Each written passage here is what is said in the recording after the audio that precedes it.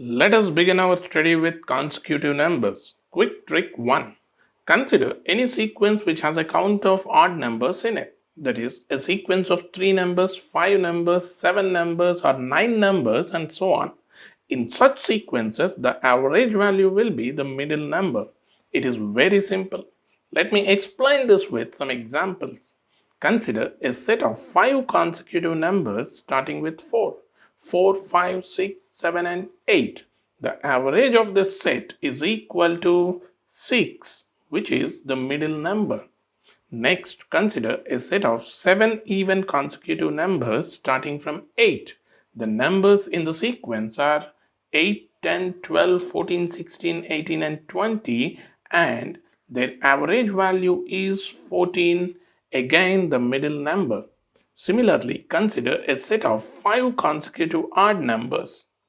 Here, observe this is a set of 5 odd consecutive numbers. Here the count is important. As the count is an odd number, the average value will be the middle number 127.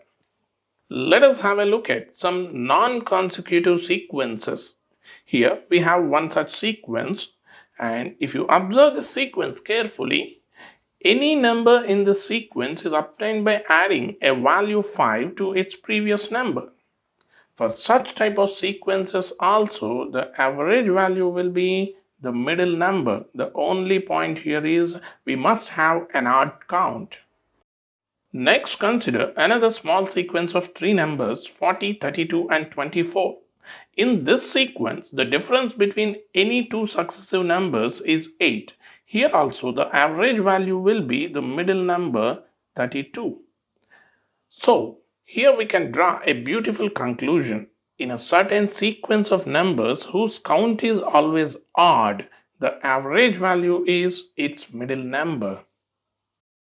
A very important point here is this rule is applicable only for consecutive numbers and sequence of numbers which are separated by a constant value.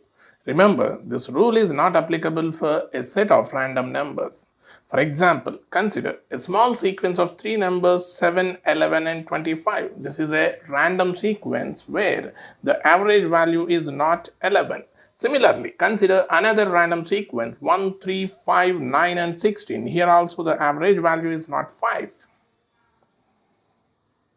Next, quick trick 2.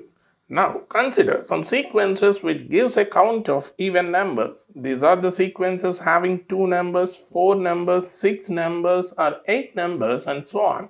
How to get the average of such sequences? Let me explain the procedure with some examples. First, consider a set of 6 consecutive numbers starting with 4. They are 4, 5, 6, 7, 8, and 9. As a first step, identify the two middle numbers of the given sequence and then obtain their average. Here it is 6.5, which is also the average for the given sequence. Next, consider a sequence of 6 consecutive even numbers starting with 8.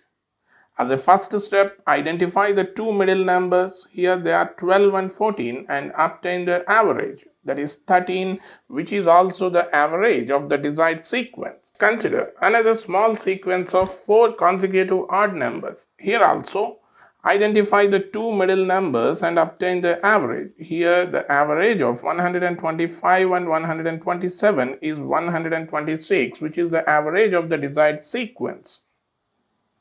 Next, we'll look into some non-consecutive sequence of even numbers. Here I'm taking one such sequence of 8 numbers, and it is the same sequence which we have seen in our quick trick 1. If you observe here, the difference between any two successive numbers is 7. As the count is even count, again identify the two middle numbers and obtain their average. Here the average of 22 and 27 is 24.5, which is the average of the given sequence. Next, consider another sequence which is formed with 4 numbers. It is the sequence in which the difference between two successive numbers is 9. Here also obtain the two middle numbers and get their average.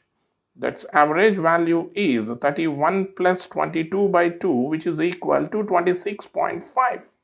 So here we have a conclusion.